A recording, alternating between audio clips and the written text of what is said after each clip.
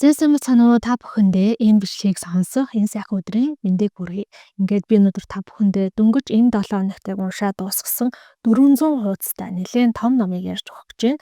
За энэ ном бол юуны тухай ном бэ гэхээр та бүхэн гарчаас харсан байх л да. Гэхдээ Панемусын дарангуйлагч удирдагч болохоос өмнө үргэлж Сарнааны өнөртүүлж явдаг болохоос өмнө улс төрийнхөө өрсөлдөгчдийг хор өгж хордуулж алдаг тэр аимшигтай хүн болохоос өмнө Coriolanus Snow гэдэг хүн хэн байсан бэ гэдэг талаар бичсэн The Ballad of Songbirds and Snakes буюу монголоор бол дуучин ба хорт могооны дөөл гэж би орчуулсан байна. За энэ номын талаар ярьж өгч байна.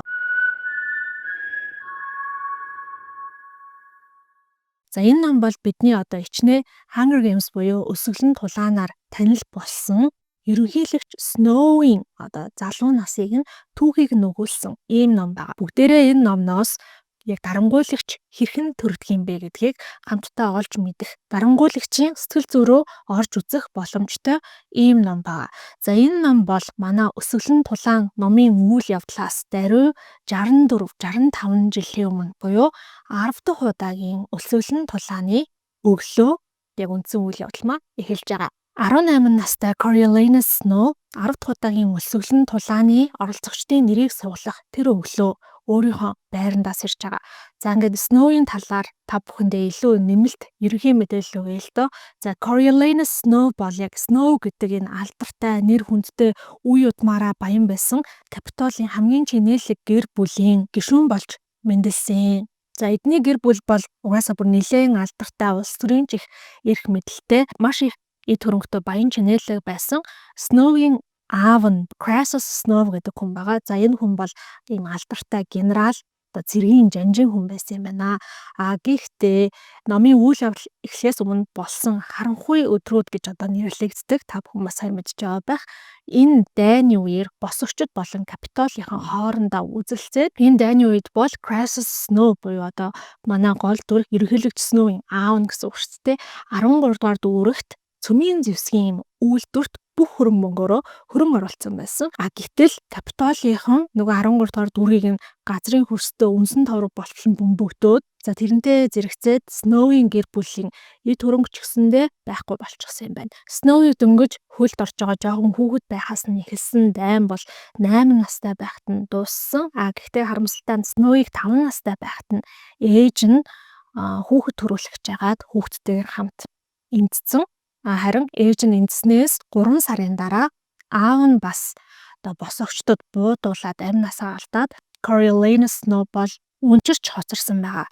За одоо болохоор 18 нас хүртлээ Snow яасан бэ гэхээр угаасаа гэр бүлийнхнаас нь одоо үлдсэн цорын ганц зүйл бол тэдний хотын төвийн хамгийн гоё гудамжинд хамгийн гоё нөгөө AAA байршилд байдаг пентхаус нь үлдсэн. За тэр пентхауста Snow эмээ болон үеэл ихчийнхэн хамтаар амьдардаг. Coriolanus Snow бол тэр өглөө босоод ус цасанд ороод нүр амаа угаагаад хувцалж байгаа хоорондоо өнгөрснийг гэргэж боддог. Яагаад тэгэхээр өнөөдөр яхаа аргагүй нөгөө өсвөлэн тулааны оролцогчдын нэрийг суулгах өдөр учраас нэг өнгөрсөн цагаа өөрийг нэрэхгүй ингээд дурсагдаад байгаа байхгүй юу?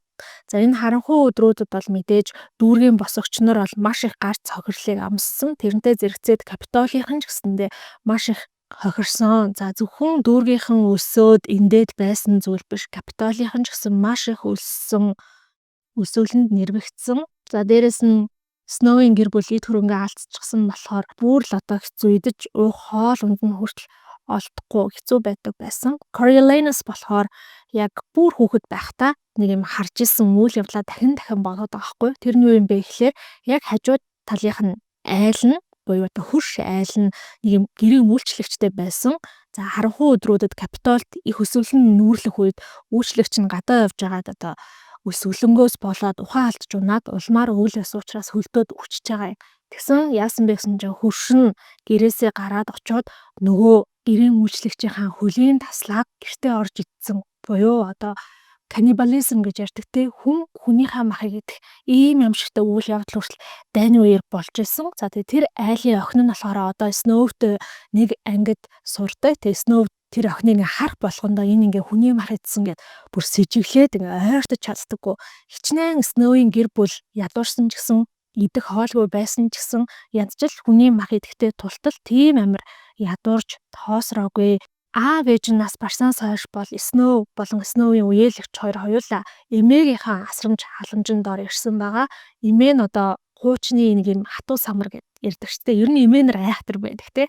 Snow-ийн эмээ ч гэсэндээ тийм айхтар хүн байсан учраас тухайн үедээ өөртөө байсан бэлэн мөнгөө амар их лаазалсан шош болгоод хадгалсан байна л да. Тэмүүл тийм лаазалсан шошыг бүр хэдэн жил хадгалаа идэж болдог. Тэгээд Snow хөөх юмтай хэдэн жил ерөөсөө л тийм шошоор өөр одоо хамгийн түгээмэл олдож болох хямдхан ногоо юу гэдэг те төмс байцаагаар ингээд амьдардаг байсан.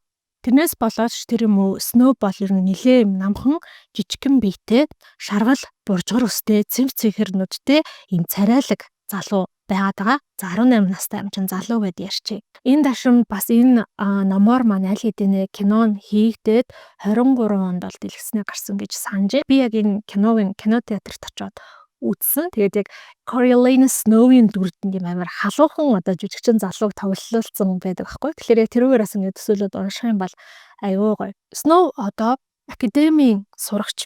За академи гэдэг нь бол Capitol-ийн хамгийн нэр хүндтэй үнэтэй Capitol-ийн одоо хамгийн элит гаралтай гэр бүлийн хүүхдүүд нь явдаг юм сургууль гэдээ ойлгочих болно. За энэ сургуулийн төгсөх ангийн сурагч. Snow-ийг болохоор энэ номон дээр бид нар яадаг вэ гэхээр яг хажуу талаас нь 3 дахь ингээд өнцгөөс харж байгаа. Гэхдээ Snow-ийн дотороо бодож байгаа бүх зүйлийг нь бид нар яг дотроос ингээ харж байгаа юм шиг унших тийм байдлаар бичсэн ийм ном байгаа. Тэгмүүд Snow-ийн дотоод одоо өөртөө ярьж байгаа зүйлүүдийн бодлуудыг бид нар сонсож байгаа шүү дээ. Энэ дээр айгүй их тийм гарч ирдэг нэг бодол юу юм бэ гэхээр Snow маш их юм бардам зантай. Тэнгүүд Snow-ийн гэр бүл өө хөрөнгө алдсан, ядуурсан гэдгээ хинт ч мэддэхийг хүсдэггүй. Тийм учраас Snow одоо юу гэдэг дандаа юм баян чинэлэг байгаа юм шиг дүр үзүүлдэг. Хичнээн дотроо ингээд өсөөд өөхөх гэж байсан ч гэсэн өс хувцгүй болсон ч гэсэн ерөөсөө байнга л юм хамгийн баян чинэлгээр байгаа юм шиг тэгж дүр үзүүлдэг. Тэг яг Аз болж одоо тухайн үед Capitol-ийнхны худалдаж авсан жишээлбэл одоо эдрийн амьдардаг тэр Penthouse нь гэхэд ямар нэгэн төлбөр төлөх шаардлагагүй, ямар нэгэн татвар ч юм уу төлөх шаардлагагүй учраас тэд нар бол тэр байшиндаа байгаад гэхдээ хэнийг ч оруулдаггүй. Яа тэгэхээр байшин дотор байгаа бүх тавилга, эд зүйлээ зарахын зараад за тэр харанхуй өдрүүдийн хүүтэн өвлийг давахын тулд одоо ном модон тавилгуудаа шатаагаад одоо энэ амьдардаг Penthouse гэдэг гой нэртэй л болохоос ш гой байшил байгаалсоос ш баг хоосон шахуу болцсон хамаг обомон хуурчихсан ийм баримт амьдардаг. За номынхоо үндсэн үйл явдал руу оръё. За тэр өглөө бол Snow босоод нүр амаа угаагаад хувцсанараа өмсчод галтгоороо ороод хөргөчөө нээсэн чинь тэднийд идэх зүйл үүч байхгүй ганцхан байцааны шүл байна. За байцааны шүл гэдэг гой сонсогдож байгаа байх бидний өөрсдөө иддэг байцааны шүлөөр төсөөлж байгаа байх. Гэтэ тэрний юу юм бэ гэхээр зүгээр л байцааг усанд чанаад жоохон давсаар амталцсан. Энийг ингээд идэж явахдаа Snow болохоор амар юм дотроо төгшүүртэй байгаад байгаа. Яагаад гэхээр хамгийн анх удаага одоо Panem-ын түүхэнд гэх юм уу өсвөлэн тулааны түүхэнд энэ жилийн оролцогчд ментортой болж байгаа юм байна. 12 дүргээс 2 оролцогч гээд 24 оролцогч орж байгаа шүү дээ. Тэнгүүт яасан бэ гэхээр академийн төгсөх одоо ангийн сурагчдаас бас 24 сурагчийг сонгоод хооронд нь ингээд оноогоод сурагч нь тэр оролцогч хүүхдүүдийг менторлно гэдэг ийм шин хөтөлбөр хэрэгжүүлж байгаа. За яагаад тэгэхээр энэ Hunger Games-ийг боёо өсвөлэн тулааныг яг тухайн үед бол үзэх хүмүүсийн тоо аюу бага байсан. Ерөөсөө хин ч энийг тоодоггүй зүгээр л тухайн үед нэг телевизээр хит тоног хэдэн хүүхдүүд нэг алж байгаа тийм дүрс гараал өнгөрдөг байсан. Гэтэл энэ өсвөлэн тулааны зохион байгуулалт одоо гол толгой зохион байгуулагч доктор Go гэдэг эмэгтэй байгаа. Энэ эмэгтэй болохоор энэ өсвөлэн тулааныг бүр юм entertainment болгохыг илүү олон хүн үзхийг тэгжиж энэ босогчд бидний эсрэг юу хийж болохгүйгаа санана гэдэг учраас энэ менторийн хөтөлбөрийг санаачилчихсан. За тэгэнгүүт мэдээж Coriolanus бол академийнхаа хамгийн шилдэг оюутнуудын нэг учраас яа харахгүй одоо ментороор бол сонгогдсон байгаа. Гэхдээ Coriolanus-ийн хувьд дахиад өөр нэг шалтгаан байгаа нь юу юм бэ гэхээр хэрвээ одоо чи ментор болоод чиний оролцогч чинь өсвөлэн тулаанд ялчих юм бол чамд их сургууль тэтгэлэгтэйгээр сурах тэр боломжийг академийн зүгээс олгоно гэж байгаа юм. За тэгмүүд Snow-ийн гэр бүл бол угаасаа мөнгө төрөггүй болсон учраас Snow-ыг Coriolanus-ыг их сургууль сурах боломжгүй. Тэгмүүд энэ боломжийг ашиглаад Coriolanus их сургууль сурах ёстой. Тэгжиж одоо гэр бүлийнхаа энэ аимшигтай нөхцөл байдлыг сайжруулнаа. Дээрэс нь нэмээд Coriolanus-ийн эмээ нь үргэлж дандаа манай choreo ерөнхийлөгч болно. Ерөнхийлөгч болохоороо бид нар тэгнэ гэж ингэж дандаа ярьдаг. Coriolanus гэсэн өөрөө маш их амбицтай учраас за энэ өдрийг бол догтлон хүлээж байгаа. За ингээд хамгийн гол нь энэ өдөр онцгой баяр ёслолын өдөр гэж тооцогдож байгаа учраас академийнхаа дөрвөн товцыг өмсөхгүй очих ёстой байхгүй. Тэгсэн чинь яах вэ? Ядуу болохоор өмсөх хувцас байхгүй. Тэгээд ямар ч байсан үеэл их чинь би чамд ямар ч байсан тэр өдөр нүүр улаалгахааргүй тийм хувцас олж өгнө. Чи тайван байж чи намайг хүлээгээ байчи гэж хэлсэн. Одоо ингээ өглөө академи руугаа явах цаг нь болцоод байхад их чинь байхгүй, өмсөх хувцас байхгүй. Ингээд энэс болоод Coriolanus зайг урт нэртэй байгааз тэгэхээр үнээсээ дандаа choreo гэдээ явуул гайг байх гэж бодож байна. Choreo болохоор нэг юм төвшүүртэй байгаад байгаа маа. За тэгээ байжсэн чинь гаднаас би чамд үнэхээр гоё цамц бэлдээд ирлээ гэл их чинь ороод ирж байгаа. За тэр нь тэгсэн чинь бидний бас танил хүн хэн байдаг вэ гэхээр Өсгөлн тулаан 3 дахь номон дээр Katniss, Gale, Peeta, Castor, Cressida гэд хамгийн сүүлд нөгөө Katniss-ийн салаанаас үлдсэн 5 хүн газар доогуур явсаар агаад гарч ирээд ерөнхийлөгчийн ордонтой нэлээд ойрхон нэг газар нэг юм дэлгүүрт төр толгоо орогддог штэ тий. Тэр дэлгүүрийн эзэн нь болохоор нэг муур шиг ингээд хамар мамраа янзлуулаа мисцас хийлгцэн муур шиг сахалтай муурны сүултээ нэг тийм эмэгтэй байдаг. Арьсаар хийсэн дотор хувц центр зардаг дэлгүүрт ажиллаад нөгөө тавыг чинь дэлгүүрийн доотлын зойрондоо оруулж хонуулаад Katniss-ийг би ерөнхийлөгчсөн үеийг алах болно гэж хэлэхэд өөдөөс нь энэмсгэлсэн Tigris гэд эмэгтэй байсныг санаж байгаа байх. Тэгтэл Coriolanus Snow-ийн үеэлэгч нь энэ Tigris байдаг. Маш сонирхолтой байгааз яг юу болсон болоод энэ хоёр тийм хөвтөн хөндий болоод тэрч бүхэл Coriolanus-ыг ална гэж хэлэхэд Tigris баярлах хэмжээнд хүрсэн байх уу те. Одоо энэ номон дээр бол Tigris бол Coriolanus-ийн хамгийн дотны хүн байдаг. Яг Corio зөвхөн Tigris этгээд хамаг зүйлээ нин үгүй ярьдаг. Tigris-ийн зөвлөгөөл сонсдог. Ийм байсан. За тэгээ хөөх юмтан Tigris бол яг энэ залуугаасаа жоохноос бол хувцс загвар дуртай. Тэгэд нэг юм дэлгүүрийн одоо худалдаа чинь баян эмэгтэй туслахаар нь ажилдаг. Гэтэ туслах гэхээс илүү баг одоо зарцчгээ хилчиж болно гэж байгаа байхгүй юу. Тэгээ дайны тэр хүнд хэцүү үед бол Tigris баг өөрийн биеэж худалдаад одоо энэ дүүгээ буюу Corio тэжээсэн. Гэтэ энэ тухай Corio бодохыг хүсдэггүй. Тэр хүн өөрийнхөө биеийг худалдсан гэдэг нь Corioгийн хувьд амар шившигтэй сэжиг хүрмээр зүйл. За ямар тач тэгээд Tigris бол ингээм аавынх нь хуучин цамцыг нь засаж янзлаад мөнгөний сэргээ гоё болгоод Corio дөгөөд явуулдаг. Corio цамцаа өмсөөд гутлаа өмснө хөөх хамтан гутлан ч гэсэндээ ингээ бүр багцсан. Шинэ гутал авах боломжгүй. Тэгээ хөлөө ингээ атийлахад өмсөө явдаг. За ийм ямар ч гэсэн ядуу гэхдээ ямар бардам байгаа дүр зургийг бол номын эхний бүлэг дээр гаргаж өгсөн байгаа юм аа. За ингээ академи дээр очино. Академи дээр очиод нөгөө хүүхдүүдийн хажууд болон багш нарын профессорын хажууд бол Corio ч ингээл баян чинэлэг дүр төрхөө ингээл гаргах гал яваал байгаа шүү дээ. Жишээлбэл тэнд ингээд янз бүрийн өдрийн хоолнууд энэ төр өгч байгаа байхгүй. Тэнгүүд өдрийн хоолыг нь Corio ингээд амар жижигхэн тавглаад издэг. Яагаад гэхээр томоор тавглаад идчихээр өссөнөө мэдэгдчихэд байдаг гэдэг ч юм ийм нэг сонин одоо бардам зантай. За сонирч гэж бас хэлж болохгүй л хаалта. За тэгээд ямар ч гэсэн академи дээр очисон чинь хамгийн түрүүнд юу болдог вэ гэхээр нөгөө академийн 24 сурагчийг 24 одоо оролцогчтой хуваарлаад өгсөн байдаг. Гэхдээ одоохондоо суглаа арайхан болоог болохоор яг хэн хэнийг авч байгаа гэдгээ мэдэхгүй. Гэхдээ жишээлбэл тэр одоо 1-р дүүргийн охиныг хариуцсан шүү. Тэр бол 1-р дүүргийн хүүг хариуцнаа гэх мэтчлэн.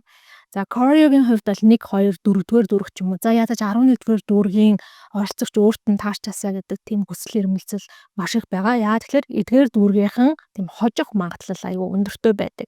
Гэтэл яасан бэ гэсэн Corio 12-р дүүргийн тэгээ бүр очиж охин таардаг. Энэ 12-р дүүргийнхэн энэ төр бусад дүүргээ бодоход хамаагүй илүү ядуу учраас өсвөлэн тулаанд оролцож явахдаа одоо энэ 12-р дүүрэг ч юм уу те 5 6-р дүүрэг ч юм уу энэ дүүргийн хүүхдүүд нь төрүүлээд нас орчт юм байна л да. Тэгэнгүүт Corioгийн ингээд асар их юм дотроо уур бухимдал нь хүрнэ. Тэгээд энэ асуудалтай сургуулийнхаа захирал High Bottom гэдэг хүн байгаа. За энэ High Bottom-ыг буруутгадаг энэ High Bottom намайг үзэн яддаг. Яагаад үзэн яддаг би мэдэхгүй.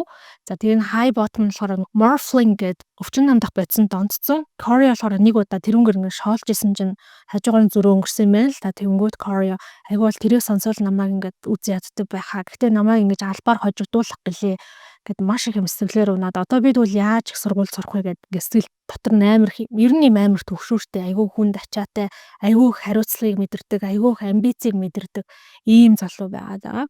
За ингэсэн оноож өгсөний дараа л бүгдээрээ юм том дэлгэцний урд суугаад нөгөө оролцогчтой нэрийг суглах тэр юу болж байгаа шүү дээ. Арга хэмжээ. За тэр үед бол бас юм нэг тэгж амар хөгжөөгүй. Одоо юу гэдэг капиталоос нэг юм FMF гээл escort хүн очиод нэр мөрийн суулдаг тийм биш. Зүгээр тухайн дүүргийн засаг дарга нь гарч ирээд шууданд хийсэн одоо хүүхдүүдийн нэр дундаас нэг нэрийг суглаад гаргаж ирээд тэгээ ууршдаг ийм л зүйл болдог. За тэгсэн хамгийн эхлээд 12 дугаар дүүргээс эхэлнэ. 12 дугаар дүүргийн хүүг нь эхлээ сонгоно. За хүүн гэсэн чинь Jessup гэдэг нэртэй нэлээ юм том биетэй залуу сонгогдож байгаа. За энэнийг хараад Corey ядаж надад 12 дугаар дүүргийн хүн таарчгүй явдаа гэж бодно. За энэ Jessup гэдэг хүүг бол Corey-тай бас нэлээд хөрх юм дотн харилцаатай Lysistrata гэдэг охинд таарна оногдно. За ингэснээ дараа 12 дугаар дүүргийн охиныг сонгох болно. 12 дугаар дүүргийн засаг дарга нөгөө шуудаар гараа хийгээд нэг нэр суглаа гаргаж ирээд Lucy Gray Bird гэж ууштай. За тэгэнгүүт камер шууд нөгөө Lucy Gray-ийн царай руу ингээд ойртоод дэлгэцээр томоор харуулж байгаа шүү дээ. Гэтэл Lucy Gray-ийн буржуур үстэй. Тэг хамгийн сонирхолтой нь нүрээ будчихсан. Ер нь бол нүрээ будах гэдэг зүйл айгүй ховор байд юм л да. Ялангуяа нүсвэлэн тулаанд оролцож байгаа хүүхдүүдийн дунд. За дээр нэмээд бүр нөгөө дүүрийн хүүхэд гэдэг утгаараа энэ бол нэг юм баг зэрлэг амтан шахуу ингээд капитолын бодогддог бол энэ охин ингээд нүрээ будчихсан. За тэгээд өмссөн хувцсан ч гэсэндээ маш сонирхолтой юм. Солонгын 7 өнгөтэй хуниастай дэрвэр өвхтэй юм гоё даашин зүмссэн байдаг. Энийг хараад Corey бол маш их гайхан энэ ч одоо ямар хүн надад хаарчваа гэж те. Ангийнхан хэд хэдэн хүүхдүүд ч гэсэндээ Corey шоолж инээж байгаа тэр чимээ гарна. За Lucy Gray бол өөрийнх нь нэрийг дуудагдсныг баг өөрөө хүлээжсэн юм шиг тийм царайтай. За тэгээд хүүхдүүдийн дундуур тайз руу чиглээд алхнаа. Тайз руу чиглээд алхахдаа гинэт яг хамгийн урд игнэн зогсож исэн нэг охины нуруунд нь хальт гараа хүрэх шиг болдог хгүй юу. Тэгсэн гинэт нөгөө охин ч амар орилол чарлал явчихна. Lucy Gray юу ч болоогүй юм шиг өргөсөөлээд алхаад тайз руу гарна. Гэтэл тайзан дээр байсан 12 дугаар дүүргийн засаг дарга шууд доошоогоо гүйж очиод нөгөө охин дээр миний охин Mayfair миний охин яасан бэ гэд гүгэд очдөг. Тэгэхээр Lucy Gray-ийн тэр хүрсэн охин нь болохоор 12 дугаар дүүргийн засаг даргын охин байсан юм байна л да. Энэ асагтай яг сонирн байгааз хичнээн чиний авчин засаг дарга байлаа гэж чи өлсгөлэн толгаанаас одоо аврагдах ч юм уу те тэндээс хасагдах тийм зүйл байдгүй шүү. Тэгсэн нөгөө охины ингээд палашнаас нь жижигхэн ногоон могоо гарч ирээд цутаа алгуулчих байгаа байхгүй юу. Өөрөөр хэлбэл Lucy Gray тэр охинд хүрэхдээ жижигхэн ногоон одоо могоог нөрөөрөө хийцэн байсан. Энийг хараад Corey бүр өөрөө ирэхгүй инээмсэглэн инээд алдмаар санагдана. Гэхдээ тэр чинь ингээд өөрийгөө амар биеэ барьдаг, контролдож чаддаг тийм залуу. Тэнгүүтээ дотроо боддог. За надад энэ удаад яг юм дайчин тэнцэгч охин, энгийн биш охин таарлаа. Тэр нь бол амар баярлуулна. Тэгсэн чинь нөгөө нэг 12 дугаар засаг дарга гарч ирэнгүүтээ Lucy Gray нүрэн дундуур нь тас хитлэн алгадаад бүр Lucy Gray газар унждаг. Тэгээ хацраа бариад Lucy Gray яг уйлгаад нэг доод оруулан жижирдэг штэ тий. Тийм болоод байжсэн чинь тэнд цугласан байсан 12 дугаар дүүргийн хүүхдүүд дундаас нэг хүүхэд нь дуудуулаад эхэлнэ. Тэнгүүд Lucy Gray нэмсэлээд босоод микрофоныг бариад аавна. 12 дугаар дүүргийн засаг даргаыг болохоор Lucy Gray-г алгадангууд инх тайрын сахиулагчид ингээ хоёр талаас нь чирээд тайз нь хойшоо аваачсан байсан. За ингээ Lucy Gray нөгөө микрофоны чин барингуудаа нэг дуудуулдаг. За дууны гол утга нь болохоор чи надаас булааж авсан зүйл бол угаасаа анханасаа минийх байгаагүй. Тэр бүх зүйл ямар ч үн цэнэгүй байсан. Чи миний өнгөрснийг авч чадахгүй, чи миний тулсан нүхийг авч чадахгүй, чи миний дур булаан байдлыг авч чадахгүй, чи миний хошин шовын мэдрэмжийг авч чадахгүй. Чи миний яг эцэг хийг надаас булаагаад авч болно. Чи миний эд баялагийг надаас булаагаад авч болно. Гэхдээ надаас булааж авч болж байгаа зүйл гэдэг чинь анханасаа минийх байгаагүй зүйлээ гэдэг ийм утгатай дуудуулнаа. За энэ дууг дууссаны дараа үнэхээр гоё дуулдаг. Тэгээд ингээд доошоо мхийгээд ёсолж байгаа байхгүй юу. Тэгсэн чинь Coriolanus бол бүр ингээд айгүй impress юм уу. Тэг үнэхээр гайхширдаг. Энэ охин тэмцэгч юм байна. Дайчин юм байна. дээрээс нь нэмээд хүмүүсийн анхаарлыг татаж чадах. Зүгээр л 12 дугаар дүргийн нэр нь үл мэдэг техник оролцогч гээд нас барахаар ийм охин биш юм байна. Тэрийг бол ойлгож авдаг. За ингээд академидэр болсон үйл ажиллагаа энэ төр дуусаад Корио гэртээ очиод үеэлэгч эмээ хоёртой болсон бүх явдлыг ярьж өгнө. Нөгөө хоёр нь ч гэсэн ер нь бол телевизээр үзсэн л байгаа л да. За тэнгуүдээ Tigris юу ч зөвлөдөг вэ гэхээр хэрвээ чи үнэхээр академийн тэр шагналыг хүртэж байгаа бол тэр охиныг ямар нэгэн байдлаар ялагч болгох ёстой. Тэр охиныг ялагч болгохын тулд чи тэр охины итгэлийг нь олж авах ёстой гэж хэлдэг. Ингээд яаж итгэлийг нь олж авах вэ гэж ярилцсан бэ гэхлээр Coriolanus эмээгээсээ сарнааныхаа цэцэрлэгээс нэг сарнаа өгөхийг хүсдэг. За эмээ нь болохоор тэр пентхаус байшингийнхаа дээр нь маш гоё сарнаа цэцэрлэгтэй. За тэндээсээ нэг юм залуухан цагаан сарнааг Корио дүгэн. Корио болохоор одоо маргааш нь энэ өсвөлэн тулаанд сонгогдсон оролцогчид галт тэргээр Капитолд ирж байгаа. Тэгэхээр тэдрийг галт тэрнээс буухтан л буюу одоо бусад менторуудаасаа өөрийгөө ялгаатай харагдуулаад би бол үнэхээр Lucy Gray гэдэг энэ хүнийг хүн гэж үнэлж байна. Хүн гэж хүндэлж जैन. Тэгээ би чамд уулзаар ирлээ гэдэг ийм сэтгэл төрүүлэхээр шийдэн маргааш нь очиод хүлээж агаад нөгөө оролцогчдыг авчирж байгаа галт тэрэг нь ирсэн чинь ачаа зөөдөг галт тэрэгний бүр нэг мал зөөдөг хэсгээс нь тэр хүүхдүүдийг буулгаж ирж байгаа байхгүй. Корио очиод Lucy Gray-ийн урд мэхийн яслаад нөгөө цагаан сарнаагаа өгсөн чинь Lucy Gray цагаан сарнааг нь аваад би хүүхэд байхдаа юм сарнаан дэлбэтэй усанд ордог байсан гэж хэлдэг. Корио болохоор өөрийгөө танилцуулна. Би чиний ментор байна. Би академид сурдаг. Тэгээ намайг Coriolanus Snow гэдэг өөрийгөө танилцуулна. Lucy Gray жоохон гайхаад би л ганцаараа ментортой мó бус хүүхдүүдийн ментор байгаа мó гэж бус хүүхдүүдийн ментор байгаа. Гэхдээ би л чам дээр танилцгаа төрүүлээд ирлээ. Гээ дөнгөж ингээд ярилцаад олигтойгоо танилцж амжаагүйсэн чинь инх тайныг сахиулагч тэрээд дөнгөж сая галт тэрнээс буусан тэр оролцогч хүүхдүүдийг бас нэг юм ачаатай машины ачаанд нь ачаад өөрт чиг авч авч байгаа байхгүй юу. Тэнгүүд яа харахгүй Lucy Gray бол ингээд Corio-г нэг юм үл итгэсэн байдалтай, жоохон доголсон байдалтай хараад байгаа. Итгэлийг нь олж авч чадаагүй гэдгийг мэдж байгаа учраас Corio нөгөө их таймыг сахиулагчд хэлээд би энэ хүүхдүүдтэй хамт явж болох уу?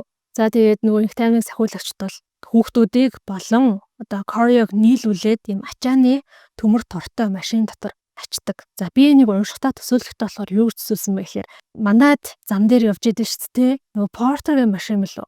Тэрний ингээ артлыг ингээ битүүмжилсэн дотор нь ингээ морь царай, хурдны морь царай хийгээд ишээ тийшээ ингээ аваа явж идэг. Надад бол яг тэгж төсөөлөгдөд байгаа байхгүй. Тэр машины ачаан дотор орж суусныхаа дараа Corio ямар тэнэг зүйл хийснээ сая анзаарнаа. Ягаад гэхэлэр өөрөө ганцхан Капитолын хүүхэд тэдний эсрэг дүүргийн 24 хүүхэд байгаа. Тэд нар бүгдээрээ нийлээд Corio-г тэр дотор даалж болно. Тэдрийг зогсоож байгаа нэг ч зүйл байхгүй.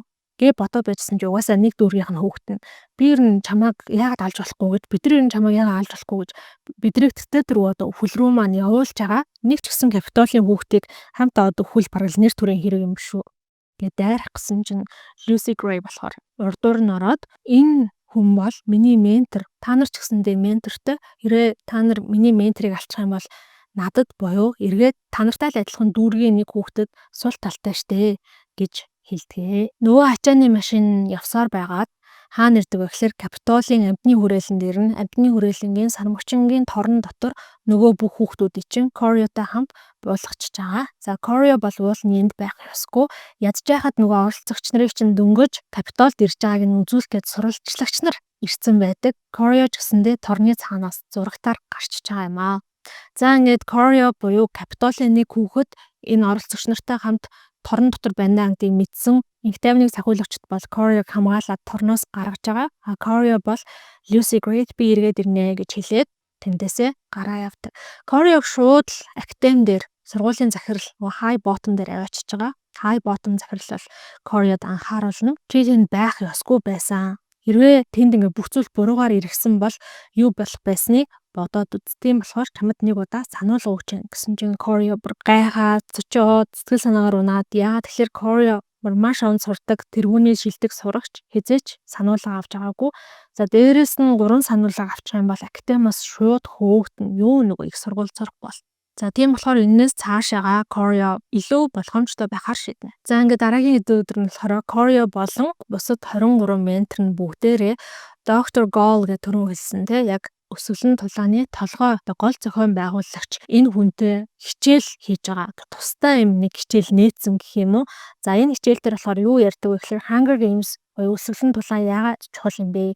Дайн гэж юу юм бэ? Өсвөл нь тулааныг яаж илүү үзэгчтэй болгох вэ? Дайн гэхээр бид нар дандаа муухай, аллах, цус гэж боддог. Гэхдээ дайнд ч гэснээр сайн тал байдаг. Чиний хувьд дайны сайн тал юу байсан бэ? Тэрийг бичсэн эссе бичиж иргэдэг ч юм уу те. Иймэрхүү даалгавар өгнө. За тэгээ дээрэс нэмээд энэ доктор Гол гэдэг нь болохоор байнга юм нөгөө амьтан дээр янз бүрийн туршилт хийж идэг.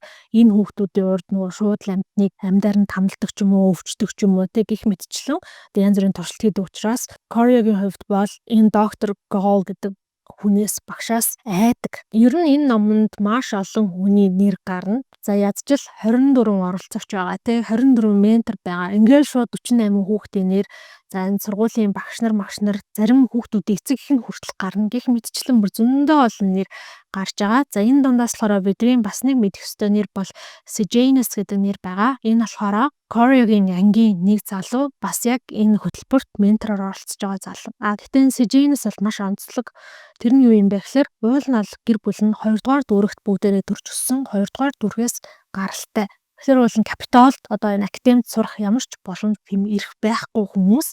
Гэхдээ дайны үеэр Sejanus-ийн аав нь юм галт зэвсэгт байсан мөнгөө хөрөнгө оруулаад тэр нь бүр маш амжилттай болоод асар их өв хөрөнгийг бий болгосон. За ингээд аав нь энэ хөрөнгөө ашиглаад Капитолд одоо амьдрах эрхийг худалдаж авсан. За тэр бүхэл энэ академийн барилга нь бол дайнд нэлээд сүйдсэн байсан чинь аав нь өөрийнхөө хөрөнгөөр энэ академиг засварлая. Оронд нь манай хүү Sejanus-ыг энэ академид сургаад өгөхөд болно гэж хэлээд за тэрнээс хойш бол яг 8 настайдаа Sejanus энэ академид Капитолд ирж амьдрах болсон. Тэгэнгүүт Корио болохоор яг юм Sejanus мэтийн одоо нийгмийн шат давхаргаар ахдаг хүмүүс дургуул гэж байгаа юм л та. Дээрээс нь нэмээд Кориогийн аав ч гэсэндээ уул нь зэвсэгт хөрөнгө оруулсан. Тэгээ хинийх нь аав нь гэж баяжаад ийм болдог бол хинийх нь аав нь ингээд бүр ямар ч өвөрггүй болд юм бэ гэд. Ядж байхад Sejanus нь ингээд байнга л юм шинэ үнэтэй хувц өмсдөг. Угаасаа идчихсэн хоолунд нь сайн байсан болохоор тэр юм уу? Ангийнхаа бусад хүүхдүүдээс Кориогоос энэ тэр бие мэйээр хамаагүй илүү том, өндөр. Тэр болгонд нь ингээ Корио ууралж бухимдаж нэг юм шудраг бус зүйлийг мэдрээд байгаа байхгүй юу? Гэтэ яг хөө энэ чинь ингээ Sejanus-ийн ямар нэгэн буруу зүйл байхгүй шүү дээ. Тэр чинь бол яг л цэвэр Кориогийн өөрийнх нь зан характертэй атаархуй байдал энэ бүхэнтэй холбоотой байгаа. За Sejanus болохоор 2 дугаар дүүргийн одоо Маркус гэдэг хүү оролцогчоор нь оноогдсон. Кориог тэр оройно эргээд Lucy Gray-тэй уулзах гад очсон чинь Sejanus бас аль хэдийн ирчихсэн. Цүнх дүүрэн өхрийн махта сэндвич ярьчихсан. За тэгээд нэг сэндвичийг гаргаад өөрийнхөө уулын тэр оролцогч 2 дугаар дүүргийн Маркус та нөгөөдхөө ингээ өгөх гээд байж байгаа байхгүй юу? Тэгсэн чинь нөгөөдх нь угаасаа тоож чарахгүй. Ер нь нэг ч оролцогч Sejanus-ийн тэр сэндвичийг авахгүй байгаа. Корио очоод Sejanus-ээс юу болоод байгаа юм бэ гэж асуусан чинь энэ хүүхдүүдэд Капитолынхаа ямар ч хоол унд өгөөгүй. Эдгээр тэр одоо нэрийн сугалсан өдрөөс хойш буюу одоо 2-3 хоногийн өмнөөс эхлээд хилэн дээрээ юу ч тавиагүй байгаа. Би тэгээд ээжээрээ сэндвич бэлдүүлээд сэндвичүүдийг энэ хүүхдүүдэд өгөх гэсэн чинь эдгээр надад итгэхгүй байна гэдэг аахгүй юу. Тэнгүүд нь Корио яадаг гэхээр нэг сэндвич аваад за цөмөнд нь бас нөгөө чавга жимс байсан. Хэдэн чавга аваад сармагчны торны нэг буланд нь очоод өөрийнхөө юм нусны альчуурыг дэлгээд дээр нь сэндвич чавга энтрээ тавиад Lucy Gray-г дууддаг. Lucy Gray ирээд нөгөө сэндвичээс нь идэн. За энэний дараа бол бусад одоо оролцогч хүүхдүүд маань бүгдээрээ Sejanus дээр очоод сэндвич авч идээд за ер нь энэс хойшоогоо Корио уулын Sejanus дургуйч гэсэндээ яа харахгүй л ингээд иймэрхүү зүйлүүдийг хамтдаа яриад иймэрхүү зүйлүүдээс л цагийг хамтдаа илүү хөнгөрөөгөөд хүмүүс энэ хоёрыг сайн найзууд юм байна гэж боддог. Тэгсэн энэ үйл явдлыг нь бас зурагтаар мэдээгээр дамжуулчихж байгаа байхгүй юу. Тэгэнгүүт бусад оролцогчдын менторууд нь ч гэсэндээ өөрсдийнхөө оролцогчдоо хоол хүнс авчирч өгөх болно. Энэ академийн ментор болсон сурагчид бол доктор Голтой хамт бас нэг хичээлд ордог. За энэ хичээл дээр ер нь бол манай Sejanus гэдэг энэ залуу тийм амар сайн сэтгэлтэй тэг өөрөө дүүрэгт амьдарч байсан учраас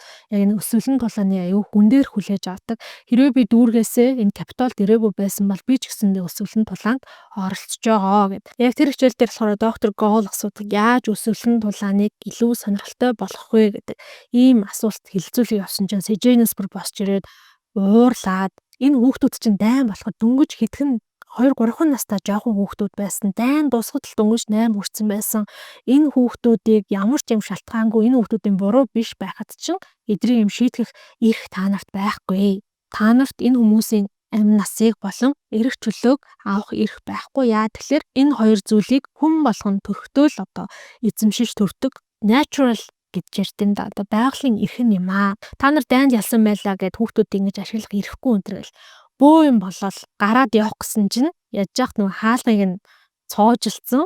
Тэгээ гарч чадахгүй ингээд амар сонирн байдалд орсон чинь Корио за Сиженээс тайвшир чи миний хажууд энэ дээрээ суучих гэж хэлээд за тэрнээс болоод бас хүмүүс энэ хоёрыг best friends сайн найзууд гэж бодсон байдаг. За тэгэнгүүт доктор Гол юу гэж хэлдэг вэ гэхээр нэг даалгавар өгнө. Та бүгдээрээ баг болоод багаараа энэ өсвөлтийн тулааныг яаж илүү сонирхолтой болгох тийм саналуудаа бичээд тийм эссе бичээд надад хураалгаарай. Маргааш хураалгаарай гэж хэлдэг. За ингэсний дараа бол энэ хүүхдүүд нөгөө өчигдрийн Сиженес ship, Корио ship өөрсдийнхөө оролцогчдод хоолунд өгөхгүйд амьтны хүрээлэн рүү явна. Яагаад гэвэл өөрийнхөө бас оролцогчдод хоолунд өгөөд нэг хүч чадлын сэлэг бичвэл эргээл нөгөө ялах магадлал нь сайжрах шүү дээ. За энэ донд бол мэдээж бүгдээрээ Snow шиг ядуу тийм хүүхдүүд байхгүй. Зарим нь бүр баян хүүхдүүд ч гэсэндээ байгаа.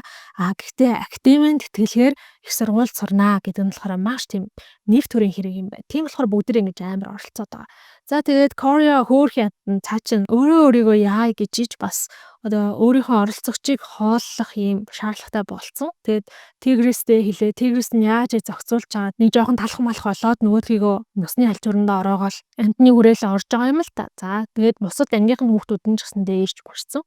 За тэгсэн тэр дундаас болохоор нэг анхаарал татж байгаа хүн болохоор Arachne Crane гэдэг нэг охин байгаа. За энэ Crane гэдэг нэрийг та санаж гинөө яаж ин Seneca Crane гэдэг нэгдүгээр номон дээр гардаг, хоёрдугаар номон дээр бас гардаг. Seneca Crane Katniss-ийн оролцсон 74 дахь удаагийн буюу бидний одоо хамгийн анх удаа танилцсан өсвөлэн тулааны яг толгой зохион байгуулагч байсан. За тэгэхээр Crane гэдэг овогтой Arachne Crane гэхээр тэр Seneca Crane гэдэг хүний одоо өвгдээсэн гэх юм уу те байсан байгаа байхгүй.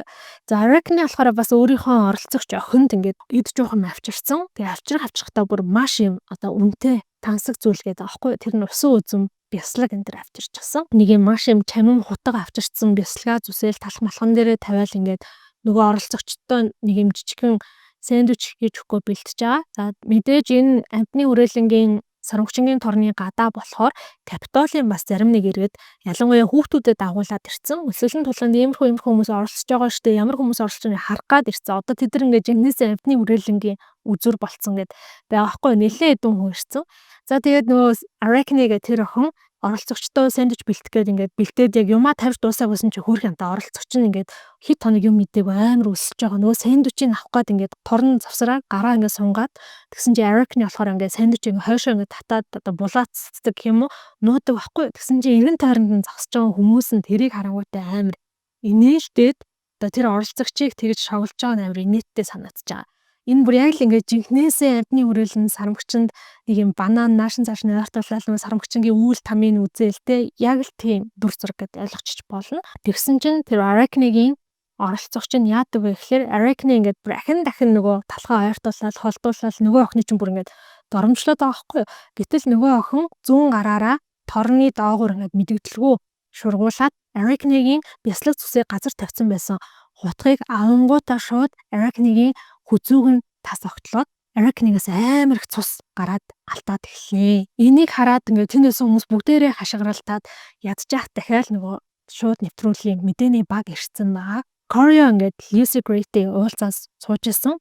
Тэгээ Arachne-г хараад бүр чичир салгалаад хамаг царайн цогёогоод яхаа мэдгүй байсан чинь Lucy Gray Corio чи очоод Arachne тусал гэж хэлдэг. За ингээд Corio очоод Arachne-г аль болох туслах гад хичээсэн ч гэсэндээ тэр одоо угаасаа нөгөө гүрээнээс суц гэдэг шүү дээ. Тэр суц ингээд тасарсан учраас яах ч боломжгүй Arachne амнасаа алтна. Зөрүүлээ тэнд байсан инх тайвныг сахиулагчд болохоор нөгөө Arachne-гийн оролцогч охиныг шууд буудаад ингээ хөнөөчж байгаа юм. Шууд түргэн мөргөн цагдаа нөгөө инх тайвныг сахиулагч тэрээд бөөн тэрөнгөр ч юм авалцсан бөө юм болоод Corio Morio чи гинцэн үү яасан ийсэн чиний наа гарт чинь байгаа цус чиний цус юм уу гэ. Би зүгээр байна гэдгсэн чинь Corio явж болно гэдэг.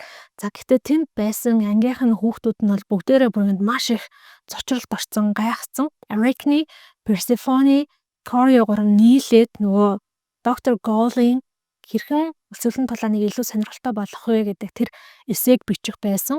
Тэгсэн чинь Persephone нь болохоор би ингээд энийг бичиж чадахгүй нэ би яаж энийг бичих юм бэ? Би юунд ч төвлөрч чадахгүй байна гэд яваад өгдөг. Тэнгүүд Corio гэртээ очоод энэ бас явдлын мэдээж эмээ үеэлэгч хоёртой ярьж байгаа шүү дээ тий. Тэнгүүд эмээ нь ер нь бол уурлаад байгаа. Чи яагаад тэр дорд гаралтай охин дээр очиод ингээ хамт цугаа хоолмол идээд байгаа юм бэ гэд ууралдаг. Тэгвэрээс нь болохоор сонсчоо тэр охин гэж чамайг Аракнид очиж тусал гэж хэлсэн бол тэр их сайн охин байна да, сайн хүн байна да гэж хэлж байгаа байхгүй юу. За тэгээд тэр шүн нь бол мэдээж Corey унтаж чадахгүй тэр Aracniгийн үхлийг бодоол энэ. Угаасаа 18 настай Corey-гийн хувьд бол баг анх удаа яг боддороо харж байгаа бүхлэн тэр байгаа шүү дээ. Тэр шүн унтаж чадахгүй байсан учраас нөгөө доктор Goal-ийн өгсөн гэрийн даалгаврыг нь шүнжэнгөө ганцаараа сууж байгаа тэгээд за өсөлтөн тулааныг яаж илүү сонирхолтой болгох вэ гэхлээр одоогийн байдлаар бол зүгээр нэг талдаа л юм нэг зүйл болоод байгаа. Арга тутаа зохион байгуулагдаж байна те. Энэ 10 жилийн хугацаанд дүүргүүдээс 24 хүүхдийг санамсаргүй байдлаар сонгож капитал тавьчраад бүгднийг амтны хүрээлэнд хит хонуулж агаад аренад оруулдаг. За аренаг бол бид нар 74 75 удаагийн өсвөлэн дулаанаар бүрнэд маш юм нарийн бүтэцтэй гайхалтай том зүйл гэж төсөөлдөг. Гэтэл энд бол яг өсвөлэн дулаан тэгтлээ хөгжөөгөө байгаа. Амфитеатр гэж байдаг. Амфитеатрын хамгийн бидний сайн мэддэг жишээ бол Колизей. За яг тийм Капитолын Колизей шиг амфитеатрт тэр хүүхдүүдийг оруулаад голд нь хідэн зэвсэг хайцсан байдаг. За тэгээ зарим нэг хүч чадалтай хүүхдүүд нь бол зэвсгээ аавна. Гэхдээ ихэнх хүүхдүүд нь тэр хүүхдүүдтэй алуулдаг ч юм уу. За тэгээ Капитол хуугаас хоол унд өгдөггүй болохоор гэрээсээ гарсан өдрөөсөө л хойш хоол унд идээгүй 5 6 хонцог хүүхдүүд угаасаа маш юм сул дорой болцсон байдаг. Хоорондоо олигтой тулаамж үзүүлэхгүй тэсгийгээл бараг ихэнх нь байгалийн жамаараа гэдэг шиг өссөнөөсөө болоод цангаснаасаа болоод нас орчдөг. Ийм л үйл явдал болдог гэсэн байгаа байхгүй юу? Corey юу гэж бодож байгаа гэхээр энийг илүү юм хүмүүсийн оролцоог нь нэмье. Үзэгчдийн оролцоог нэмээ. Тэхийн тулд үзэгчд одоо энэ оролцогчдыг care хийх ёстой тий. Ямар нэгэн байдлаар энэ оролцогч бол надад хамаатай гэдэг нэг тийм зүйлийг бодох ёстой. Тэгэхээр оролцогчд дээр мөрий тавь. За энэ оролцогч бол ялнаа гэд би тэдэнд долларын мөрий тавья гэдэг ч юм уу тий. За хоёрдугаарх нь болохоор тэр мөрий тавьсан оролцогчдод дэмжих боломжтой бай. Яаж дэмжих юм бэ гэхээр арена дотор энэ хүүхдүүд рүүгээ ус эсвэл хоол явуулах тэр боломжийг нь нээж өгье. Тодорхой хэмжээний мөнгө төлөөд өөрийнхөө мөрий тавьж дэмжиж байгаа оролцогчид хоол унд өгнө. Гэх мэтчлэн ийм санаа боловсруулад маргааш өглөө нь доктор Gold хүлээлгэж өгөхгүй явж идэг байхгүй юу. Тэгсэн нөгөө Persephone гэдээсэн багийнх нь хамтрагч авах. Биш Persephone биш. Clemencia гэдэг охин байгаа шуучлаараа нэрийг андуурсан байна. Түрүү хэлсэн шүү дээ бүр амар олон нэр гардаг гэж. За Clemencia гэдэг ойлгочоорой. Clemencia замдаа таарад гэстэй Corey-оос чи арай нөгөө юм хийцэн юм шүү дээ гэдгсэн чинь Corey би харин шүн унтаж чадахгүй тэгээ хийцэн юм а гэсэн чинь Clemencia чи яаж хийж чадчихна би бүр шүнжэнгөө уйлаад юун тэрийг хийх мантай байсан шүү дээ. Гэхдээ одоо нэгэнтээ бидэрт юм багийн өгсөн даалгавар юм чинь багаараа хийсэн гэж хэлж чинь намайг ч гэсэн бичсэн гэж хэлчих гэдгсэн чинь Corey за окей болно шүү дээ гэж хэлээд за тэгээ доктор Goal-ийн лаборатори руу явнаа. За доктор Goal-ийн лаборатори Citadel буюу одоо хэрэм цайз гэдэг нэртэй ийм сүрлэг байшинд байдаг. Зүгээр байшинхаа нэр нь шүү за. За тэгээ тэр байшинд болохоор бас дайны яам байт юм байл та. За доктор Goal-ийн лаборатори дээр очсон чинь доктор Goal нөгөө хоёрыг чинь шууд хүлээж аваад уулзсан. За доктор Goal болохоор нэг юм томоос том юм сав дүүрэн могоонуудтай хамт лабораторийн өрөөнд байж идэг. Тэр могоо нь болохоор бидний мэддэг зүгээр л юм бор шаргал могоо өнгөтэй могоо биш бүгдээрээ бүр ингээд тод өнгийн бүр natural биш улбар шар ягаан улаан цэнхэр гэдэг ч юм уу те ийм өнгийн могоонууд байдаг. За түрүүн хэлсэн доктор Goal гэдэг хүмүүс янз бүрийн амьтан дээр туршилт хийдэг гэдэг.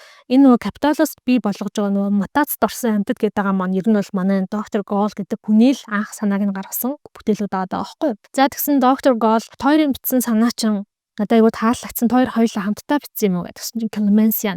Тэгээд тийм бит хоёр хамтдаа бичсэн гэдэг. Тэгээд байхгүй юу тэгсэн чинь доктор Goal тийм үү тэрэн дээр чи ярилцсан байна. Тэрийгэ бичсэн цаас чинь байна уу гэсэн чинь байхгүй ганцхан байсан танд өгсөн штэ гэд тэгж хэлж байгаа. Тэгсэн чинь доктор Goal тэр цаасыг чинь би энэ могоотой цавны хамгийн дор нь харин хийчихжээ. Тэгээд анзаарахгүй дээрэс нь могоогоо хийчихжээ.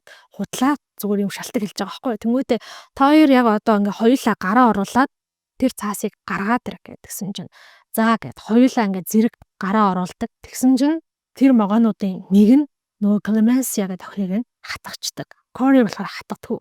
Яасан бэ гэсэн чинь тэр могоо нь болохоор бараг юм хардаггүй, бараг юм сонсдоггүй, сохор, дүлий, шахуу могоо. Гэхдээ үнэрлэх чадвар нь бүр маш өндөр. Тийм үнэрт нь аль хэдийнэ танил болсон хүнийг хатгадаггүй. Харин үнэрт нь танил болоогүй хүнийг бол хатгадаг. Эндээс доктор Goal хэлж байгаа байхгүй юу? Тэр эсээг зөвхөн Corey бичсэн байна. Кориогийн одоо үнэр тэр цаасан дээгүүр зөндөх байсан учраас могоонууд танайг хатгасангүй. Харин чи бичээгүй юм байна гэд. Тийм болохоор чамайг хатгалаа гэд Clemency хэлдэг. Clemency угаасаа юун тэрийг ингээд сонсох мантай портой могоо ингээд хорн бүр биеэр нь маш хурдан тархаад хөөх болоод ингээд нүд ингээд шаарлаад аимшигтай өвдөд байж идэг.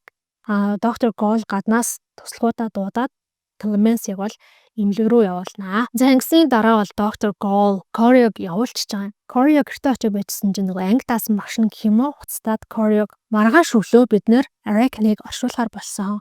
Arachne-гийн оршуулган дээр чамаар төрийн дуулуулахаар болсон. Яа тэлэр яг Arachne-г өгөхөд Arachne-г аврах гэж маш гавьяатай үйлдэл хийсэн учраас одоо чамайг ингэ шанаж байгаамаа гэдэг утгатай юм хэлдэг байхгүй юу. За тэгээд маргааш өглөө нь Корио очоод оршуулгын ёслолын нээлтэн дээр Panem улсынхаа төрийн дуулалыг дуулна. За ингэсний дараа бол Arachne-г Капитолын гудамжаар юм парад болоод оршуулах тэр газар руу авч явдаг. За нөгөө талаасаа бол дүүргүүдэд сануулга өгөхийн тулд Arachne-гийн авсан ч юм уу маш юм гоёмсог өчнөө олон цэргүүдээр өчнөө олон инх тайвныг сахиулагчдаар хамгаалуулсан. Гэтэл Arachne-г утгаар зүсэж алсан тэр охиныг болохоор боомлоод юм кран дээрээс дүүжилсэн. Хойноос нь бүх нөгөө өсвөлэн толгойд оролцож байгаа хүүхдүүдийг гавлаад гинжлээд ингээд одоо хайшаа үзүүлэн болгоод тэр гудамжаар ингээд явуулж байгаа байхгүй юу. Дараагийн ганц 2 өдөр нь менторууд маань оролцогчдтойгоо хамт телевизийн ярилцлаганд бэлтнэ. Менторууд болон оролцогчдыг бүгднийг нэг том танхимд цуглуулад тус тусад нь юм ширээн дээр суулгаад за оролцогчд бол бүр ингээд гар хөлн гавлаастай дээрэс нь шалнаас тэр гар хөлнийх нь гавлсан гинжин цоожлоостой одоо бүр ингээд ямар ч хөдлөх боломжгүй ийм байдалд ярьдаг. За Корио бол өөрийнхөө чадлаараа л Lucy Great идэж уугаа авчирч өгч байгаа. Lucy Great гэсэн чинь хөөрхөн амтан. Мэдээж л одоо ийм амар хэцүү зүйлтэй нүүр тулгарсан 16 настай охин байгаа шүү дээ, тий. Уйлж эхлээд Корио халааснасаа нусны альчуураа гаргаж өгөөд Lucy Great нус нулимсаа ингээ арчаад баярлаа гэж хэлээд буцаад нөгөө альчуурыг нь өгдөг. За тэр альчуур болохоор Корио өвхөөд цүнхнийхээ хамгийн уртлын халаас нь хийчихэж байгаа юм. За ингээд тэр интервью гэдэг зүйлд нь буюу телевизийн ярилцлаганд нь орох уу? За тухайн үед бол яг орох нь шаардлагатай зүйл биш байсан байгаа байхгүй юу те? Орох уугүй юу гэдэг ярилцаад хэрвээ орох юм бол чи дуулчаа. Чиний дуулахчин бүр ингээ маш том авьяас. За тэгээд энэ удаагийн өсвөлэн тулаанд жоохон өөрчлөлт орж байгаа. Магадгүй чамайг аренад байхад чамайг дэмжиж байгаа хүмүүс гаднаас хоол унд аваад чамд ингээ өгөх боломжтой болно. Тэгэхээр чи аль болох үзэгчдийн Капитолынхны хайрыг татаж чадах юм бол тэдний анхааралд орж чадах юм бол чамд илүү давуу талтай болно гэж Корио хэлж байгаа юм аа. За ингээд маргааш нь болохоор тэд яадаг вэ гэхээр бас л телевизэд зориулаад менторууд болон оролцогчид нөгөө өсвөлэн тулаан болох гэж байгаа арена дээрээ очиж үздэг. За энэ арена нь бол ер нь ингээл бас нилээн дээр үед Корио ингээл дурсамжаа бодож байгаа юм л да. Маав нь амьд байхад эдэр бүгдээрээ VIP одоо хэсгээс нь ороод төв цэнгэлдэх хүрээлэн шиг гэж төсөөлчмөр юм уу. Гэхдээ илүү амфитеатр шиг гэхэлэр давхар олон сандалтай өндөр гэд ойлгочих болно. Тэгэнгүүт дараа нар чинь нэг юм асарт суудаг шүү дээ. Тэрнтэй яг адилхан Корио аавтайгаа асарт суудаг энэ төр байсан. Ингээд энэ аренад янз бүрийн циркийн одоо тоглолт моглолт эсвэл амьтдын тулаан гэд олон сонирхолтой зүйл болдог байсан. Корио ирээд аавтайгаа хамт үздэг байсан, гэр бүлээрээ үздэг байсан гэж дурсамжаад бодоод ингээд явж исэн чинь гэнэт нөгөө аренад нь бөмбөг дэлбэрээд эхэлнэ. Бүр юу болоод байгаа юм би мэдэхгүй. Хөл толгой нь олдохоор болол энэ тэнд хаа хамаагүй бөмбөг дэлбэрээд гал гараад тэр арена дутаад өөрөөд бөөн хашгаалтаа уйлаа майлаа болж байгаа юм. За тэгсэн Корио Lucy Great яг зэрэгцээд хамт алхацсан явж исэн чинь гинэт нуруунд дээрээс нь нөгөө дэлбэрэлтэнд өртөө тийм шатчихсан баг нь унаад ирдэг. Корио ингээл үхэх юм байна да гэж бодоод дээрээс нөгөө хамаг трама сэтэрчж байгаа. Дайны үед яг л ингэж бөмбөгддөг байсан Капитолыг гээл те. Тэгээ байжсэн чинь дахиад нэг хүчтэй бөмбөг дэлбэрээд за Корио бол ингээд нөгөө дээрээс нь унаад ирсэн баганд ороосоо босгоод босож чадахгүй. Lucy Gray надад туслаараа гэд орилоод байдаг байхгүй юу. Тэгээ байжсэн чинь Lucy Gray ирээд нөгөө ингээд шатж байгаа багныг нь улаан гараараа бариад өргөхт нь туслаад Кориогийн амийг авардаг. Кориогийн ч гэсэндээ ингээ хүзүүн нуруу хэсэг нь тэр чигээрээ түлэгдсэн нүүр ам нь шалбарсан байгаа. За энэ дэлбэрэлтэн болохоор яасан гэхээр босгочд энэ аренад гэхдээ яг хизээ байрлуулсан мэдэхгүй. Магадгүй 6 хоногийн өмнө байрлуулсан байж болно. Бүр 6 сарын өмнө ч байрлуулсан байж болно. Ямар ч байсан босгочд энэ аренад бөмбөг байрлуулсан байсан. Тэгээ менторууд болон оролцогчид ороод ирэнгүүт нь бөмбөгөө дэлбэлсэн. Үүнээс болоод Ямар ч гэсэн хоёр ментор, хоёр ихэр охин байсан. Тэр хоёр бол нас барчиж байгаа. Хэд хэдэн оролцогч нас барна. Хамгийн гол нь аренагийн ханан тодорхой хэмжээнд дэлбэрээд нээгдээд Capitol руу шууд ингээ гудамж руу гарах боломжтой болсон. Marcus гэдэг нөгөө Sejanus-ийн оролцогч шүү дээ, тий. Тэр болохоор тэр нүхээр ингээ гараад зугтцсан. Тэгэнгүүт Cory ингээ бодож байгаа байхгүй юу? Lucy Gray ч гэсэндээ тэр нүхээр гараад зогтох боломж байсан. Lucy Gray миний амийг аварсан. Би Lucy Gray жигнэс одоо өртөө боллоо. Би нөрөө эргээд Lucy Gray-г аварч төлөх юм байна гэд. Lucy Gray бол бас нэлээд майхтар охин байгаа юм л та. Шууд л энэ Cory-ото тодорхой хэмжээнд сэтгнэлтэй муухай зүйлэр биш шүү. Гэхдээ юу гэдэг би чамайг анханасаа амар давгүй залуу гэж мэдээдсэн юм аа. Чи кремтэй бялуу гэж сонсч ирсэн үү? Чи аль яг л тийм кремтэй бялуу гэдэг ч юм уу. Тэ бялуу гэдэг нь болохоор зүгээр юм царайлаг сайхан залуу. Кремтэй гэхлээр дээр нэмээд ухаалаг, ийдэг гэдэг зүйл нэмэгдчихээрээ кремтэй бялуу болчихж байгаа юм шиг байгаа юм. Мэдээж дэлбэрлэлд өртсөн юм чинь хүн болгон их баг хэмжээгээр шаргацсан байгаа. Зарим нэг академи одоо оюутан бол бүр ингээ хөл мөлөө хүртэл ингээ алдчихсан. Маш яралтаагаар төргөн тусламж ирээд энэ бүр хамгийн амар муухай. Капитолын хүүхдүүдийг болохоор Капитолын хамгийн лаг имлэг рүү шууд аваа авчиж байгаа. Оролцогч хүүхдүүдийг болохоор буцаад нөгөө сармөгчийн тор руу наваа авчиж байгаа. Cory гэдэг байхгүй. Lucy Gray миний амийг аварсан шүү дээ. Тэр ингээ гар нь амар түлэгдсэн байсан. Lucy Gray-ийг та нар авчираад энд имжлээч гэдэг одоо имжилж байгаа эмч хүмжтэй хэлсэн чинь өө зүгээр дээ тэднэрлүү нэг юм малын эмч явуулсан байгаа. Тэр туслах бахаа гэж хэлж байгаа байхгүй. Тэгэхээр өөрөөр хэлбэл хөөрхөдөө оролцогч хүүхдүүдийг бас малын эмчээр имжлүүлж байна гэдэг чинь ерөөсөө малал гэж үзэж байгаа байхгүй тий. Тэр шүнжэнгөө Cory Lucy Gray санаа зовж ханаа яасан бол гар нь идэгсэн болов гар нь амар хорсож байгаа доо миний амийг аварсан гэд иймэрхүү байдалтай унтаж чадахгүй. Маргааш нь болохоор нөгөө хоёр ихэр менторын одоо дахиад оршуулгын ёслол нь болж байгаа. Энэ оршуулгын ёслол дээр дахиад нөгөө хэдэн оролцогч хүүхдүүдийн чинь гар хүлийг гинжилсэн. Оршуулгын ёслолын цувгааны араас ингээд олонд үзүүлбэр болгоод аваа явж байгаа. Тэгээд Cory харсан чинь Lucy-гийн гар нь хараа аваа идэгцэн харагддаг. Тэгээд жоохон ч гэсэндээ сэтгэл нь тайвширна. Оршуулгын ёслолын дараа Cory Lucy Gray-тэй уулзахаар амтны хүрээлэнд очино. Амтны хүрээлэнд очиод Lucy Gray анх удаа баярснаа илэрхийлнэ. Чи миний амийг авралаа. Одоо би харин эргээд чамд яаж тусгах вэ гэсэн чинь Lucy Gray за юунаас эхлэв гэхээр чи ядаж намайг Hunger Games төвлөх магадлалтай гэдэг энэ магадлалд ядаж итгэлтэй гэж хэлдэг байхгүй юу? Тэгсэн Cory нэрнгээсээ анх удаага Lucy Gray бол нэрнгээсээ бас яс магадлалтай юм байна. Яг харахгүй олны хайрыг ингээд татаж чадсан, олны анхаарлыг татаж чадсан, тодорхой хэмжээнд юм сэргэлэн цаваа гэд нэрнгээсээ үнэхээр бас бид хоёр хамтдаа ялаж болох юм биш үү гэдэг тэр магадлалыг бол анх удаа бодож үзэж байгаа. За энэс өмнө бол яаж нэг Lucy Gray-ийн одоо юу гэдэг сүүлийн 10 оролцогчний болох вэ гэдэг ч юм уу те гих мэтчлэн л ерөөсөө бодоод байсан байгаа байхгүй юу. Тэнгүүдээ Lucy Gray амлдаг. Би чамайг заавал ялгуулах болно гэх. За энэ аимшигтай үйл явдлын дараа гэх юм уу? Ер нь бол нөгөө яг оролцогчид маань Hunger Games-ийн өмнөх оройн ийм телевизийн шууд нэвтрүүлэг ярьсаар ордог шүү дээ. За тэр уламжлал нь бол энэ удаад байдаг. Гэхдээ энэ удаад бол яг бүх оролцогч болон бүх менторуудыг хамтдаа энэ ярилцлаганд ор гэж бол шаарддаггүй. Яагаад тэгэхээр айгүй олон оролцогчид, айгүй олон менторууд амь насаа алдсан учраас энэ ярилцлаганд орох нь болохоор зөвхөн яг сонголтын асуудал болоод үлдсэн байдаг. За мэдээж Cory Lucy хоёр бол энэ ярилцлаганд нь орё гэж шийднэ. За тэгээд энэс өмнө бол нөгөө доктор Gall нь хэлсэн. Яг Cory-гийн санал болгосон тэр оролцогчд дээр бет тавих те мөрөө тавих. За дээрэс нэмээд дэмжиж байгаа оролцогч руугаа хоол ус илгээх гэдэг тэр саналыг нь бол хүлээгээд авсан, зөвшөөрсөн. Хоол усыг нь одоо яаж илгээх үү, ямар дрон ашиглах үү гэх мэтчлэн бүр тэр нэрийн ширэн зүйл рүүгээ орсон байгаа.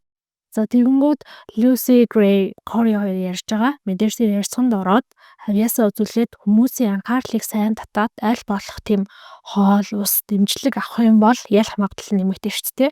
Ялах магадлалаа нэмэгдүүлэхийн хамгийн сайн арга нь мэдээж Lucy Gray дуулах. Lucy Gray тэгээд Cory хэлдэг чи чадвал надад гитар олгоод өгөөч гэсэн чинь Cory болохоор би заавал чамд гитар олж өгнө гэж хэлээд за тэндээс явхдаа аавынхаа эртний танил байсан Pluribus Bell гэдэг ах дээр очив. За тэр ах болохоор Capitolд одоо дайнаас өмнө бол юм амьд хөгжмийн клуб ажилладаг байсан гэх юм уу. Тэгээд угаасаа гитартай ах гитараа өгөөд тэгсэн чинь Cory асуудаг байхгүй. Манай аав академийн захирал High Bottom хоёр сайн найзууд байсан гэсэн. Та энэ талаар мэдхүү гэд асуусан чинь Pluribus Bell болохоор мэднэ тэр хоёр аюу сайн найзууд байсан шүү дээ. Баян одоо манай клубаар ирж үйлчлүүлдэг. одоо оройд ганц нэг уух зүйл хамтдаа аваа суудаг байсан. Тэгээд нэг хэсэг харин тэр хоёр хэрэлдээд нүүдэлцээд хоорондоо үг ярихаа болцсон байсан. Гэхдээ тэрний дараа бусаад эвлэрсэн баха гэд хэлдэг байхгүй юу. За тэгээд маргааш нь оройн нь шууд нөгөө ярилцлага болж байгаа. Энэ ярилцлага ч гэсэндээ тогтсон хостгүй хөтлөгчгүй байж чаад анх удаа Lucky Flickerman гэдэг цаагаар мэдээ уншдаг байсан хөтлөгч ахаар хөтлүүлэх болж байгаа байхгүй юу. За энийг бас та бүхэн үеийн санаж байгаа байх. Caesar Flickerman гэдэг Katniss-ийн одоо Hunger Games-ийг хөтлөжсэн тэр хүний өвгдөцсөн байгаа зү тий. Lucky Flickerman гэдэг. За тэгээд зарим нэг ментор бодол оролцогч байгаа энэ ярилцлаганд орё гэж ятгах чаддгүй. Зарим нь зөвшөөрдөггүй. За зарим нь бол өчигдрийн одоо шинэ оролцогчийн хувьд бол өчигдрийн бөмбөгтөлтөнд ингээ өөртөө гинтсэн бэртцсэн тиймэрхүүнүүд нь орохгүй гэдэг ч юм уу те.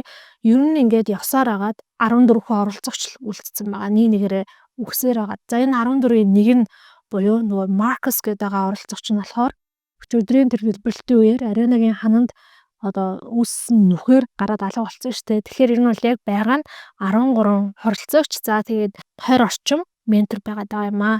За хамгийн сүүлд Lucy Gray гардаг. Мэдээж тайзан дээр 12 дахь дүргийн охин болохоор Corio жоохон санаа зовоостой байна. Яа тэгэхээр өмнө нь зөндөө бол оролцогч ингээд тайзан дээр гарцсан.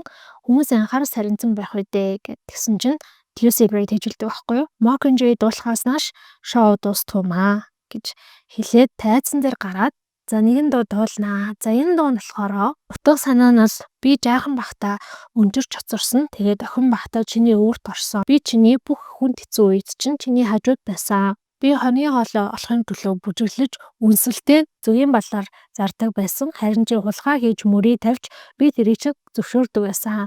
Гэхдээ би сайн хүн биш чи ч гэсэндээ сайн хүн биш. Гэхдээ чи эцээц намайг бушруу минь түлхлээ. Энэний дараа чи яах юм бэ гэдэг ийм утгатай дуудулдаг байхгүй юу? Тэгсэн чи энэ дууг нь сонсонгуудаа Corio шууд боож хөшахын дотор нь бүр маш аимшигтай мэдрэмж төрнө. Тэр нь болохоор атаархал. За яагаад гэхээр яг энэ ном бол маш их товчилж ярьж байгаа учраас Lucy Gray болон Corio хоёрын хооронд болж байгаа харилцан яриануудыг бараг ингээд дурдахгүй орхичж байгаа. Гэхдээ тодорхой хэмжээнд Lucy-гийн хичнээн одоо сул дорой байдалд орсон байгаа ч гэсэндээ хичнээн өсвөлэн толгойн оролцогч болсон байгаа ч гэсэн ухаалаг байгаа нь Corio ойлгож байгаа нь дэмжиж байгаа нь Corio ч гэсэндээ хичнээн гадаа баян чанарыг харагдаж байгаа боловч яг үнэндээ зутруухан амьдралтай гэдэг ч юм уу те. Эсвэл одоо Arachne-ыг нас барахад Corio ингээд таг гацсан байхад Lucy Gray чи очоод тусал тийм бол чамд хэрэгтэй гэх мэтчлэн дэмжиж байгаа нь Corio-ийн сэтгэл зүрхэнд хүрээд юм тодорхой хэмжээгээр сэтгэл нь татагдаад байгаа байхгүй юу. Нөгөө талаас болохоор бүр яг ингэж боддог. Өсвөлэн толгойн оролцогчдын нэрийг дуудаж хэлсэн тэр өдрөөс эхлээд Lucy Gray бол минийх. Гэхдээ хайр дурлалаараа миний хүн гэдэг утгаараа минийх гэдэг биш. Харин миний эд зүйл гэдэг утгаараа ингээ хандаад байдаг. My girl, my Lucy Gray, my tribute гэдэг ч юм уу те. Баян ингээд минийх гэж яриад байдаг. Гэтэл анх удаага Corio яг Lucy Gray Hunger Games-д орохоос өмнө амьдралтай байсан. Тэр бодхоо ингээд найз хөвгүүнтэй байсан гэдгийг энэ дуунаас олоо мэдчихэж байгаа байхгүй юу. Тэмүүтэ бүр амар уурн хүрээд бүр хардаад, бухимдаад сэтгэл зүйн бол аяга докторгүй болно. Тэр өдрөө шууд ингээд Lucy Gray-тэй хүндээ муухай харьцангуудаа гэртээ очоод яагаад ингээд надаас өмнө өөр хүнийг хайрлсан байгаа. Ер нь би ингээд тэрний хувьд ийм басуулнаг юм тоглоом юм биш үү. Тэр 12 дугаар дүрхтэй найз залуутай юм шүү гэл амар хаагдах сэтгэл төрөөл. Гэхдээ нэг зүйлийг ойлгодог. Яг үүр цайхаа алдаад удахгүй Lucy Gray хүн гэдгсэн чинь нөгөө хардчихсан сэтгэл нь бүгдээр ингээд алга болоод айгаад яаж би Lucy Gray-г аврах вэ гэдэг нэг юм зүйл рүү орж байгаа. Ингээд Lucy Gray-г аренад ороход нь өөрийг нь үргэлж дурсаж байгаа. Тодорхой хэмжээгээр Lucy Gray-д ч гэсэндээ тус болох нэг тийм л зүйлийг өгөөд оруулъя гэж шийддэг. Тэгээд Corio бодоод чаваад ээжийнхаа нь хэрэгэлдэг байсан сарнаан үнэртэй тийм пудрыг нь авч үлдээд савыг нь Lucy Gray-д өгөхөөр шийддэг. Нөгөө талаасаа энэ нь болохоор бас өөр нэг бодолтой. Яагаад тэгэхээр амьтны хүрээлэн тэр сармөгчнийхэн тор морон дотор нөгөө тэр амьтны хүрээлэнгээр дүрэн хархнууд байдаг юм байна л да. Тэгээд хархны хор цацсан магадгүй те гэж бодоод за маргааш нь болохоор яг өсвөлэн тулаан тэмцээн тоглоом маань эхлэхийн өмнөх одоо өдөр нь байгаа бүх ментор болон оролцогчдыг тус нь нэг танхимд оруулж байгаа юм аа. За энэ танхимд ингээ оруулаад байжсэн чинь Lucy Gray гинэт уйлж эхэлнэ. Би үхмээргүй байна. Би маш их айж байна гэсэн чинь Корио би мэднэ. Би ойлгож байна. Би чамайг яасан ч өхөөлөхгүй. Би чиний хажууд өргөлж байна гэд. Тэгэнгүүтээ ээжийнхаа нөгөө пудрны савын нөгөөд чи энийг аренад орохдоо аваад ороорой. Энэ чиний халаас нь байж байгаа тохиолдолд би чамтай хамт өргөлж байж гэн гэсэн. Гэхдээ би чамд энийг зээлээр өгч байгаа шүү. Би чамаас энийг заавал эргээд авнаа. Буюу чи заавал тэндээс гарч ирээрэй гэдэг утгаар хэлж байгаа байхгүй. Гэхдээ энэ нь нэг тийм яг сайн сэтгэлийн үг биш ээ. Ер нь бол манай Корио хүнийг хайрлаж чадахгүй, хүнийг өөрийнхөө өмч хөрөнгөлөх гэж үздэг. Угаасаа нэг тийм нарциссист зантай залуу байгаа. Тэгсэн чинь Люси Грейн сэтгэл нь маш их хөдлөөд босч ирээд Кориог тэрж байгаад тэр хоёр үнсэлцэн. Энэ болохоор Кориогийн амьдралдаа хамгийн анх удаа эмэгтэй хөхөд үнсэж байгаа тохиолдол юм байна л да. Тэгээд өөртөө төрсэн мэдрэмжээ ингээд өслөө ярьж байгаа хгүй. Миний биеэр дээрээс нь доошоо хүртэл цахилгаангууд л цагж байгаа юм шиг болоод Люси Грейг үнссэн. Дахин үнсмээр байсан. Шүнэлэн үнсмээр байсан. Тэр үнсэлт хизээж битгий дуусаасаа гэж бодож исэн гэд. Гэхдээ мэдээж оролцогч болон ментор төгсөн нөгөө цаг нь дуусаад нэгт аймагны сахиулагчд орж ирээд тэдрийг бүтэнгийн гаргаж байгаа юм аа. Маргааш өглөө нь Корио өглөөрт академи дээр очин. За менторууд бүгдээрээ академийн нэг юм өрөөнд тусгай өрөөнд бүгдээрээ суугаад том дэлгэцээр шууд дамжуултыг үзэхэр болно. За ямар ч тач энэ нэлээд зузаан номыг өнөөдөр энэ хүртэл яриад төр завсарлаа. Тун удахгүй номын 2 дугаар хэсгээр иргэн уулзцаая. Хэрвээ та бүхэнд энэ ном таалагдж байгаа бол subscribe, like, share дараарай. Хэрвээ энэ бичлэг танд нэлээд таалагдсан бол та дэлгэцээр харагдаж байгаа дансаар дамжуулаад намайг High Coffee-гоор дайлж болно шүү. Баярлалаа. Удахгүй уулзъя.